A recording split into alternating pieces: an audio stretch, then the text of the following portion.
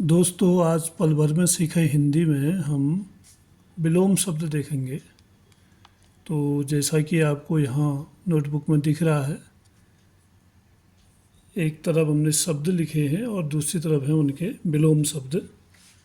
तो यहाँ पर पहला शब्द है स्वाधीन और इसका विलोम है पराधीन।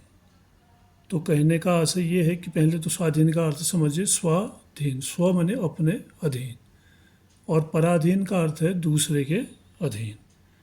तो आप समझ सकते हैं स्वाधीन का विलोम हो गया पराधीन। फिर है शिष्ट। अब शिष्ट क्या होता है? शिष्ट होता है सभ्य या विनम्र या संस्कारी, और या फिर हम कहते हैं अच्छा व्यवहार वाला भी इसको कह सकते हैं। ये हुआ शिष्ट। और इसका विलोम शब्द है अशिष्ट, यानी जिसका व्यवहार बुरा हो, जो असंस्कारी हो, जो विनम्र न हो या सभ्य न हो। और फिर है समष्टि। समष्टि का अर्थ है समूह, यानी संपूर्णता या बहुत सारी वस्तुओं या व्यक्तियों का जो मिलाकर समूह बनता है वो उसको कहेंगे समष्टि। तो इसका विलोम होता है व्यष्टि। व्यष्टि का मतलब है एक अलग से जो होता है, एक इकाई, उसको हम व्यष्टि कहते हैं।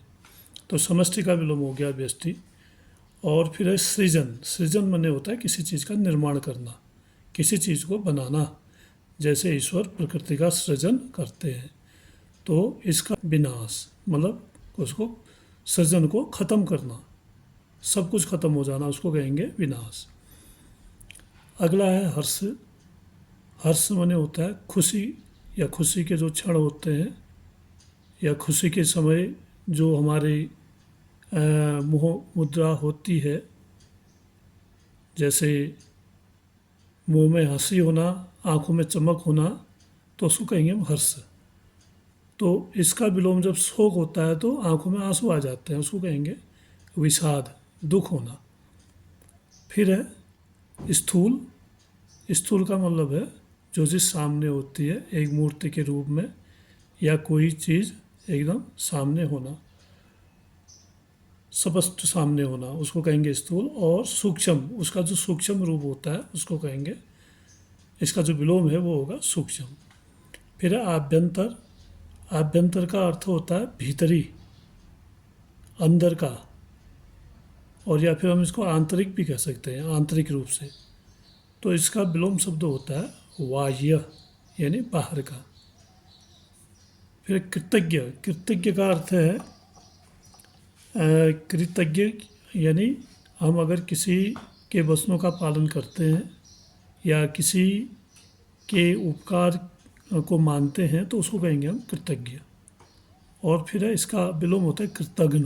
कृतघ्न का मतलब है कि उपकार को न मानना, किसी के द्वारा अगर हमारा भला किया गया, कोई अच्छी बात बताई गई, अच्छा सोचा गया और हम उसको नहीं मानते हैं तो उसको हम कहेंगे कृतघ्न, जो अच्छाई को नहीं मानता।